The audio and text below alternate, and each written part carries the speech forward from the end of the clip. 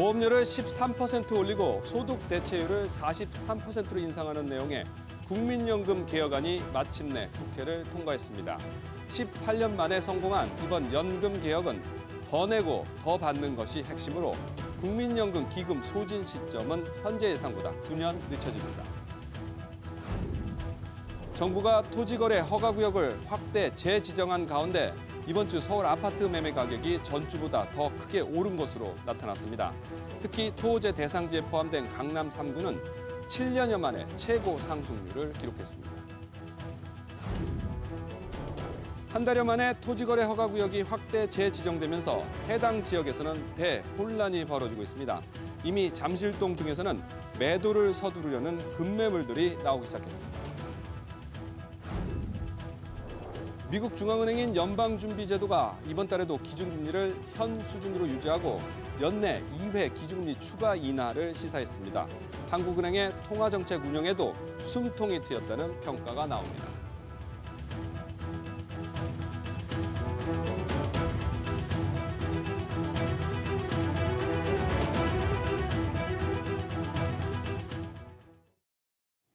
시청자 여러분 안녕하십니까? 3월 20일 뉴스 시작하겠습니다. 더 내고 더 받는 국민연금 개혁안이 마침내 국회 문턱을 넘었습니다. 지난 1988년 국민연금 제도 도입 이후 역대 세 번째 개혁입니다. 앞으로 얼마나 더 내고 더 돌려받는지 그리고 언제부터 달라지는 건지 하나씩 살펴봅니다. 첫 소식 먼저 김기송 기자의 보도입니다.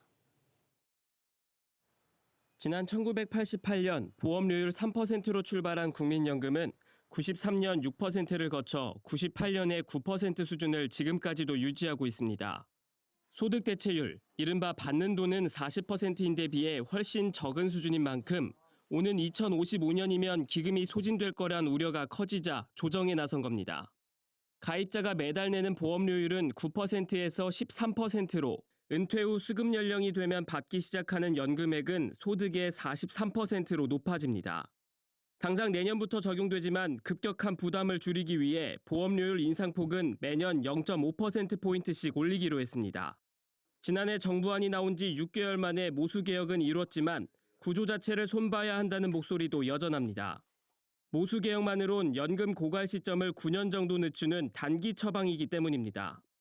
앞으로 어떤 식으로 지속 가능성을 확보할 것인지에 대한 논의를 이어가야지 될 것 같아요. 자동 조정 장치에 대한 얘기도 있지만 추가적인 보험료 인상이나 수급 연령 인상 이런 부분도 같이 얘기해야 될 것 같아요.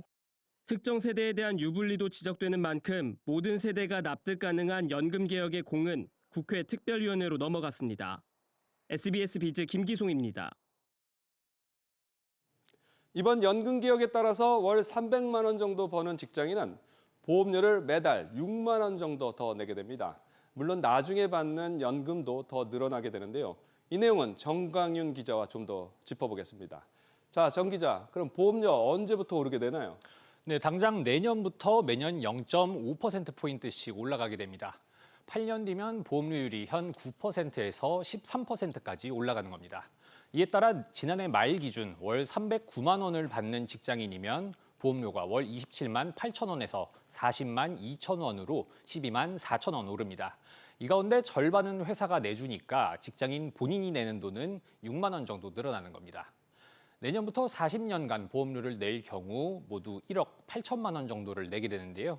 보험료율 인상 전과 비교하면 약 5,400만 원을 더 납부하는 셈입니다. 이렇게 매달 더 보험료를 내게 되면 은퇴 뒤에는 연금을 얼마나 더 받게 되는 건가요? 네, 더 내는 보험료와 대비해서 받는 돈은 상대적으로 덜 늘어납니다. 앞서 예로 들었던 직장인이 은퇴한 뒤에 65세가 되면 첫 달에 133만 원을 받게 될 것으로 예상이 되는데요. 개혁안 적용 전보다 9만 원이 더 오르는 겁니다. 수명을 감안해 65세부터 언제까지 받을지에 따라 총액이 달라지긴 하겠지만 90세까지 25년간 받는다고 가정하면 총 3억 1,400만 원 수준으로 개혁 전보다 약 2,200만 원 늘어납니다. 결과적으로 개혁 전후로 내는 돈은 5천만 원 더 많아지고 받는 돈은 2천만 원 정도 늘어나는 셈입니다. 그런데 정 기자, 저만큼 받는 것도 쉽지 않다고요. 네, 40년간 보험료를 내려면 사실상 20살에 취업을 해서 정년까지 일해야 하는 건데 현실적으로는 쉽지가 않습니다. 그래서 연금에 가입한 것으로 인정해주는 군 복무 기간을 기존 반년에서 1년으로 늘리기로 했습니다. 또 자녀 수에 따라서 첫째와 둘째까지 각각 1년씩, 셋째부터는 1년 반씩 연금에 가입한 것으로 간주해주기로 했습니다. 원래는 둘째부터만 주던 혜택인데요. 한 명도 안 낳는 추세다 보니 대상을 더 확대한 겁니다. 여기에 더해서 최대 50개월, 그러니까 넷째 아이 정도까지가 혜택의 상한선이었는데 이 역시 없애기로 했습니다. 국민연금을 받으려면 최소 10년 이상을 내야 하는데요. 이마저도 못 채워서 손해보면서 일시불로 받아가는 어르신이 지난 2022년 기준으로 15만 명으로 갈수록 늘어나는 추세입니다.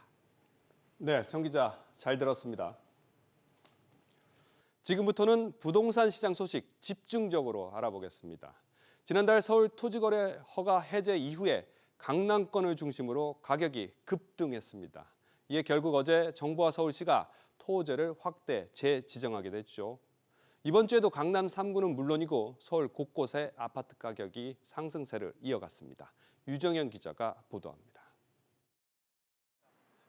서울 송파구에 위치한 한 아파트입니다.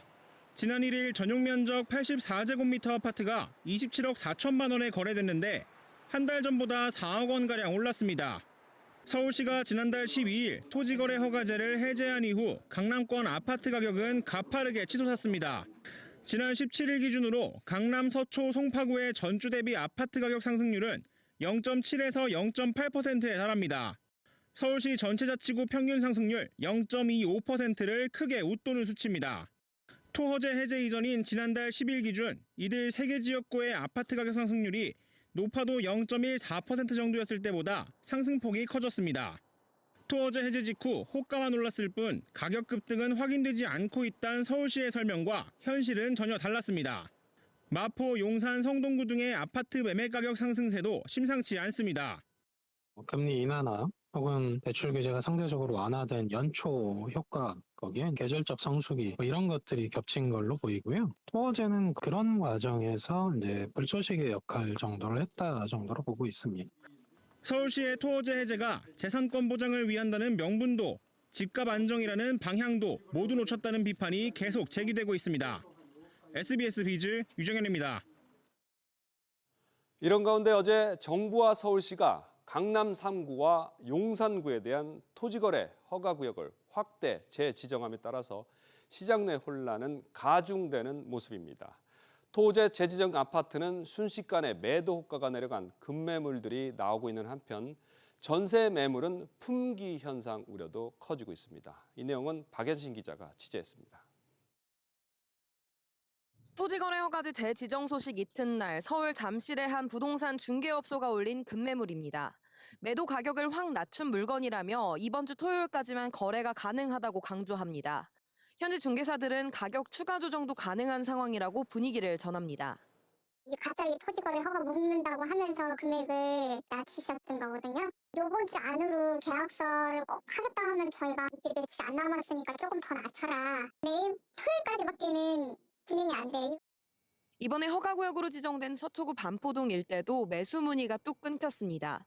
갭 투자 수요는 물론이고 집을 팔려는 사람들도 사려는 사람들도 혼란스러운 분위기가 역력합니다. 전세 수요가 많은 대치동도 분위기가 확연히 달라진 모습입니다. 이곳 대치동은 신학기가 끝났음에도 전세 매물이 적은 상황인데 이번 토어제 재지정에 따라 갭 투자가 막히면서 본격적인 방학 이사철이 시작되면 전세 대란이 심화할 것이라는 우려가 나옵니다.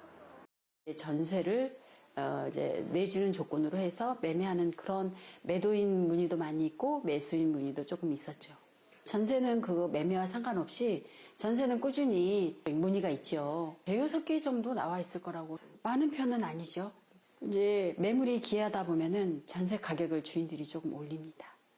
실수요자들이 들어가서 살아야 되기 때문에 전세 매물은 그만큼 줄어든다라고 봐야 되겠죠. 전세 가격은 올라가고 전세 가격과 매매 가격은 비례하고 있으니까 매매 가격을 또 밀어 올리게 되는 거죠. 한 달 만에 뒤집힌 토어제 재지정 소식이 실수요자 위주인 전세 시장마저 들쑤셔 놓으면서 부동산 시장 혼란이 가중되고 있습니다. SBS 비즈 박연신입니다. 지난달 토호제 해제 이후 부동산 가격 급등뿐만 아니라 대출도 급증했습니다. 서울시가 토지거래 허가구역 지정을 해제한 게 지난달 12일, 그로부터 딱 한 달이 지난 이달 13일부터 단기간에 대형은행들의 주택담보대출이 걷잡을 수 없게 크게 늘었습니다. 정동지 기자, 5대 은행 대출 얼마나 늘었나요? 네, 지난 13일부터 17일까지 5대 시중은행의 주택담보대출로 나간 금액들을 살펴보니 8,140억 원 급증한 것으로 나타났습니다. 이달 들어 주담대 잔액은 지난 12일까지 2,112억 원 감소했었는데요. 서울시가 토호제를 해제하고 한 달이 지나 시중은행의 주담대가 닷새간 급증한 겁니다. 영업일 기준으로는 3일간 일평균 2,700억 원씩 뛴 셈인데요. 한 달 영업일이 22일이라고 가정하면 한 달간 6조 원이 증가하는 추세입니다. 이렇게 주담대가 증가한 건 이사 성수기인 지난해 9월 이후 6개월 만입니다. 닷새간 나간 5대 은행 전체 가계대출 가운데 주담대가 차지한 비중은 95%였습니다. 그 닷새간 나간 가계대출 대부분이 주담대로 보이는데 아무래도 대출 급증엔 서울시의 토호제 해지가 영향을 미친 걸로 해석되는군요. 네, 시중은행 관계자 얘기 잠시 들어보시죠. 신청하고 나서 실제로 대출이 나가기까지 한 달 정도 걸린다고 보거든요. 최근 며칠간 대출이 늘어난 데는 토호제 완화 영향이 어느 정도 있다고 볼 수 있습니다. 대출 신청부터 실제 취급까지의 기간이 짧은 신용대출도 이달 들어 6,131억 원 늘었습니다. 또 다른 은행권 관계자는 신용대출 역시 부동산 갭투자 용도로 끌어서 늘어난 측면이 있다고 설명했습니다. SBS 비즈 정동진입니다. 이렇게 뜨겁게 달아오른 서울 강남권 부동산 시장 분위기와는 달리 차갑게 식은 지방은 미분양으로 몸살을 앓고 있습니다. 이에 앞서 예고한 대로 한국토지주택공사 LH가 내일부터 구원 등판에 나섭니다.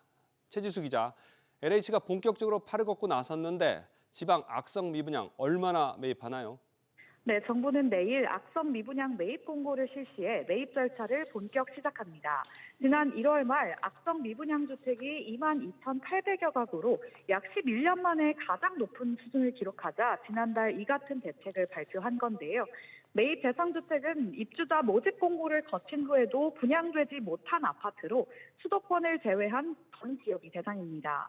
정부가 혈세로 건설사 물건을 사준다는 논란을 피하기 위해선 매입 가격이 관건인데요. 정부 역시 특혜 논란을 최소화하기 위해 역경매 방식으로 저렴한 주택부터 사들인다는 구상입니다. 정부가 매입 상한가를 감정평가액의 83% 수준에서 정하고 건설사가 그 안에서 희망 가격을 제시했을 때 희망 가격이 낮은 주택부터 순차적으로 매입합니다. 정부는 시장 상황을 판단한 후 확대 매입도 검토할 방침입니다. 지방 악성 미분양이 2만 채가 넘는다고 그랬는데 이 정도 매입으로 얼마나 실효성이 있을까요? 네, 이번 3,000채 매입으로 침체된 지방 부동산 경기를 살리기에는 역부족이란 시선이 지배적입니다. 또 정부가 일부 물량을 흡수하는 것을 경기를 살리는 근본적인 조치로 보기도 어렵습니다. 올해 들어 돈줄이 막힌 중견 건설사가 잇따라 법정 관리를 신청하고 있고 서울 집값 급등으로 양극화도 더 확대되는 상황인데요. 따라서 민간의 매입 수요를 자극할 수 있는 체제 혜택이 필요하다는 목소리가 큰 상황입니다. 이틀 전 권성동 여당 원내대표도 지방에 추가 주택을 매입할 경우 다주택자 중과세를 폐지하겠다고 밝혔는데요. 정부도 이에 공감대를 갖고 있는 것으로 알려진 만큼 지방 부동산을 살리기 위한 추가 대책이 나올지도 주목됩니다. SBS 비즈 최지수입니다. 다음 소식입니다. 미국 중앙은행인 연방준비제도가 지난 1월에 이어 이번 달에도 기준금리를 현 수준으로 유지했습니다. 연준이 추가 인하에 신중한 입장을 나타내자 도널드 트럼프 미국 대통령이 압박에 나섰습니다. 먼저 이민우 기자입니다. 미 연준이 연방공개시장위원회 FOMC를 열고 현재 4.25에서 4.5%인 기준금리를 유지했습니다. 지난 1월에 이어 두 차례 연속입니다. 연준은 실업률이 최근 몇 달 동안 낮은 수준으로 안정화됐고 노동시장이 여전히 견고하다면서 인플레이션이 다소 상승한 상태라고 유지 배경을 설명했습니다. 다만 앞으로의 경기는 기존보다 어둡게 내다봤습니다. 연준은 올해 미국의 GDP 성장률 전망치를 기존 2.1%에서 1.7%로 낮췄습니다. 인플레이션 지표인 개인 소비 지출 물가 상승률 예상치는 2.5%에서 2.8%로 높여 잡았습니다. 도널드 트럼프 미국 대통령의 관세 정책이 물가를 끌어올릴 것이란 전망입니다. 다만 관세에 따른 인플레이션 압력이 일시적일 것으로 예상하면서 지켜볼 뜻을 내비쳤습니다. I do think with the arrival of the tariff inflation, further progress may be delayed. So delayed, but if you look at our forecasts, we do see ourselves getting back into the low twos in 26 and then down to 2 by 27. 파월 의장은 실업률이 완전 고용 수준인 4.1%를 유지하는 동안에도 인플레이션이 2%에 가깝게 둔화하는 상황이라며 고물가 속 경기 침체를 뜻하는 스태그플레이션에는 선을 그었습니다. 연준은 올해 말 기준금리를 3.9%로 종전과 같이 유지했습니다. 현 금리 수준을 고려할 때 연말까지 0.25%포인트씩 두 차례 내릴 전망입니다. 연준의 결정 후 도널드 트럼프 미국 대통령은 SNS를 통해 미국의 관세가 경제에 점차적으로 반영되기 시작했다며 연준은 금리를 내리는 것이 훨씬 나을 것이라며 압박했습니다. SBS 비즈 이민우입니다. 미국뿐만 아니라 일본과 중국, 유럽 등 다른 주요 국가들도 기준금리를 현 수준으로 유지하고 있습니다. 트럼프 대통령은 불만이지만 이번 연준의 연내 2번 추가 인하 시사로 통화정책 운영에 숨통이 트인 한국은행 역시 다음 달 예정된 금융통화위원회에서 금리 인하를 서두르지는 않을 것으로 보입니다. 이 내용은 신다미 기자가 전해드립니다. 올 들어 원달러 환율은 고공행진을 이어가고 있습니다. 1분기 평균 1,451원 75전을 기록하며 좀처럼 떨어지지 않고 있습니다. 시장에서는 우리나라 기준금리가 내려가면 1.75%포인트인 한미 격차가 최소 2%포인트로 확대되면서 환율이 급등할 수 있다는 우려가 큽니다. 내외 금리 차가 벌어져서 환율이 다시 수입 물가랑 소비자 물가 상승률을 자극할 수 있기 때문에 공격적으로 인하를 하기는 좀 쉽지 않을 것 같아요. 가계부채도 문제입니다. 지난달 가계대출은 4조 3천억 원 증가해 지난해 11월 이후 3개월 만에 최대폭으로 늘어났습니다. 여기에 지난달 토지거래 허가제 완화로 최근까지 강남을 중심으로 집값이 들썩인 점도 추가적 금리 인하를 어렵게 만들고 있습니다. 관건은 경기 침체 속도입니다. 다음 달부터 시작되는 미국의 상호 관세로 수출이 직격탄을 맞을 것으로 예상되면서 내수 부진도 더 깊어질 것이란 전망이 나옵니다. 우리나라 경제 성장률이 트럼프 관세와 정치적 혼란 때문에 1.5까지 떨어졌습니다. 기준금리를 좀 인하해서 경기를 살리고 내수 경제를 부양해야 돼. 글로벌 투자은행 모건 스탠리 또한 성장률 저하를 고려해 한국은행이 현재 연 2.75%인 기준금리를 2%까지 3번 내릴 것으로 내다봤습니다. 앞서 한은이 올해 1에서 2회 추가 인하를 예고한 가운데 시장에선 다음 달 인하 가능성이 줄고 5월 인하가 유력하다는 관측이 나옵니다. SBS 비즈 신다입니다.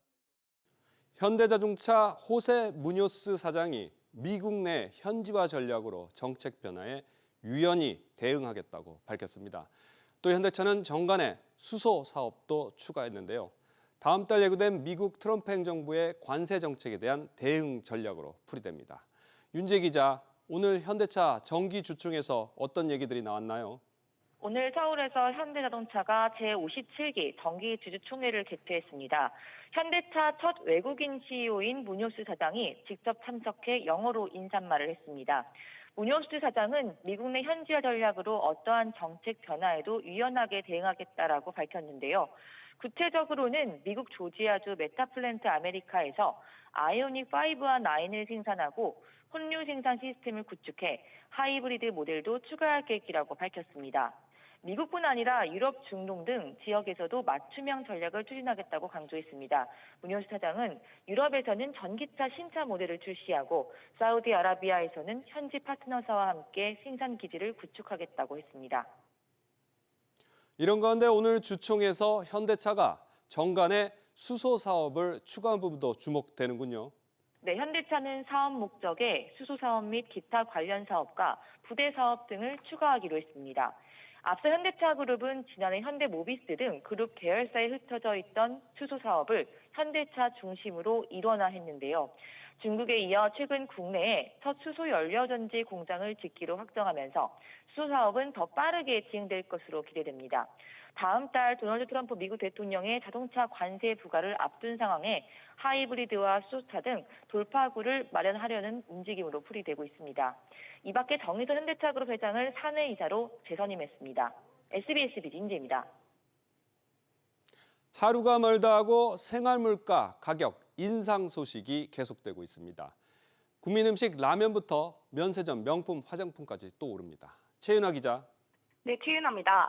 먼저 먹거리부터 보죠. 오뚜기 라면도 오른다고요? 네, 오뚜기가 다음 달부터 16개 라면값을 평균 7.5% 인상합니다. 대형마트 판매가 기준 진라면은 790원으로 10% 넘게 오르고 짜슐랭은 1,000원대가 됩니다. 농심도 지난 17일부터 라면과 과자 가격을 올리면서 신라면이 다시 1,000원대가 됐습니다. 라면뿐 아니라 맥도날드도 오늘부터 20개 메뉴 가격을 평균 2.3% 올리면서 대표 메뉴인 빅맥 세트가 7,400원이 됐습니다. 매장보다 배달 가격을 높게 받는 이중 가격도 확산하고 있는데요. 이디야 커피는 배달앱 가격을 매장가보다 300원에서 500원 올렸고 맘스터치와 굽네 치킨도 배달가를 높이는 가맹점들이 늘고 있습니다. 이런 먹거리뿐만 아니라 면세점, 명품, 화장품까지 올랐다고요? 네, 명품 화장품 브랜드들의 면세점 가격이 줄줄이 인상된 것으로 파악됐습니다. 오늘 업계에 따르면 랑콤과 키엘, 이ตึং로랑 등 로레알 그룹 보유 브랜드를 비롯해 조르지오 아르마니와 맥, 슈에무라 등이 이달 들어 주요 제품 가격을 1.7%에서 5% 인상했습니다. 면세점 업계 관계자는 화장품 업체들이 원재료값 인상 등으로 가격 정책을 변경했다고 설명했는데요. 샤넬과 디올도 다음 달 국내 백화점 등의 판매가를 인상할 예정입니다. SBS 비즈 최윤아입니다.